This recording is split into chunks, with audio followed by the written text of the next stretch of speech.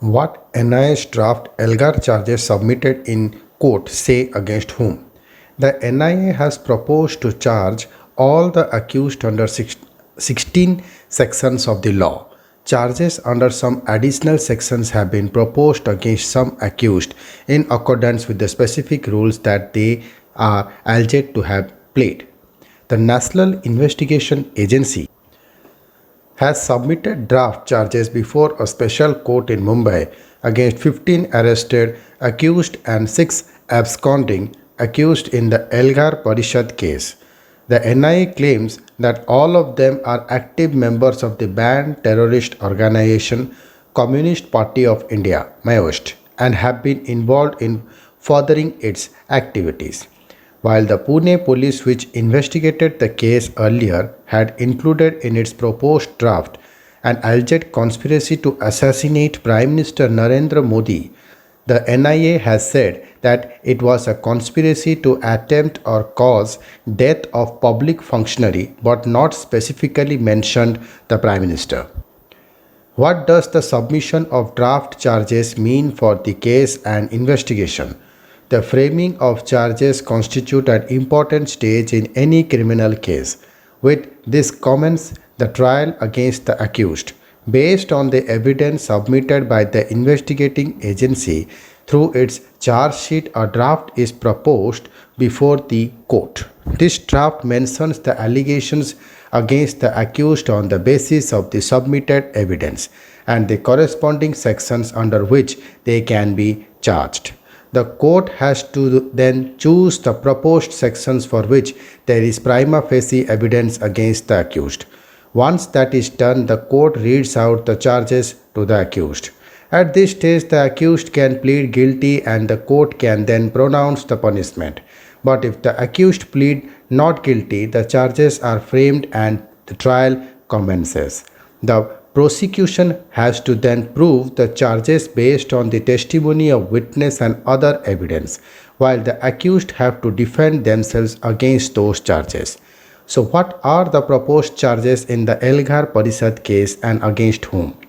In its draft charges, the NIA has named human, tribal, and Dalit right activities Sudhir Dhawale, Rona Wilson, Surendra Gadling, Sudha Bharadwaj, and Mahesh Raut. Academics Anand Telmude, Soma Sen, and Hani Babu. Activist journalist Gautam Navalkha. Telugu poet literature P. Varvara Rao. Activist artist Ramesh Gaichor, Sagar Gorkhe, Jyoti Jagpat, and activist lawyer Arun Ferreira. It has also named Jesuit priest and tribal rights activist Father Stan Swami, the case against whom has been abated after he passed away in custody last month. The draft charges mention 6 absconding accused, including Teltmude's younger brother Milind, who is alleged to be a top Naxal operative. The NIA has proposed to charge all the accused under 16 sections of the law. Charges under some additional sections have been proposed against some accused in accordance with the specific roles that they are alleged to have played. The 16 common charges include sections 153A promoting enmity, 5051B public mischief, 121 waging or attempting to wage a war or abating, 121A conspiracy to commit certain offences against the state, 124A sedition, read with 34 common intent of the Indian Penal Code, along with sections of the Unlawful Activities Prevention Act on terrorist activities. The maximum punishment that they face is the death penalty under section 121 of the IPC. What are the allegations against the accused? The NIS draft charges claim that the main object of the accused was to establish a Janata Sarkar by a revolution supported by a commitment to protracted armed struggle to undermine and to seize power from the state. It is alleged that the Elgar Parishad even held on December 31, 2017 in Pune was intended to exploit the communal sentiment of Dalit and other classes across the state. The other charges include organization funds through the banned organization and collecting arms and ammunition to destabilize the government. It is alleged that the accused had conspired to organize sophisticated weapons to attempt or cause death of public functionary.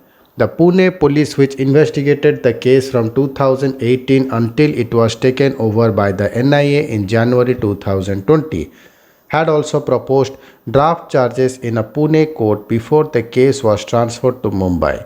The Pune police draft had mentioned that the weapons were linked to a conspiracy to assassinate Prime Minister Modi.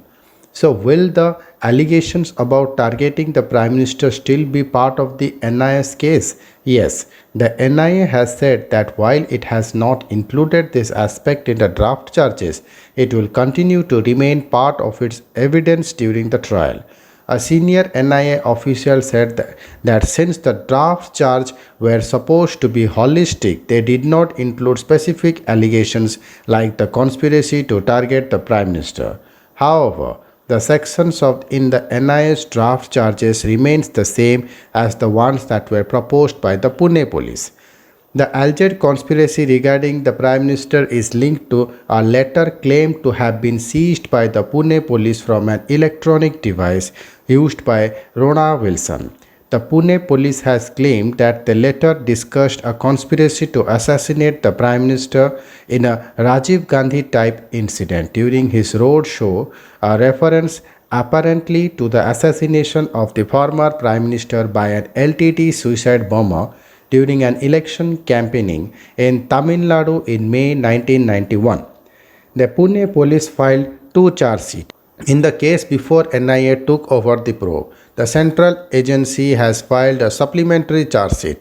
Wilson has denied any links to the letter and has approached the Bombay High Court citing the report of the US-based digital consultant Arsenal Consulting, which has claimed that incriminating evidence was alleged planted on his electronic device 2 years before his arrest.